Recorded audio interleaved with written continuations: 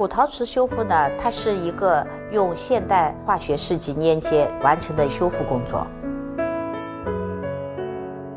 古陶瓷修复呢，分拆洗、拆开来，彻底的清洗。接下来有一个拼接的工作，下面一个步骤就是补缺。如果有缺损的部分，我们要用复合材料补上缺损处，然后再做一个彻底的打磨。打磨完成之后，我们还要着色，要做出瓷器的质感。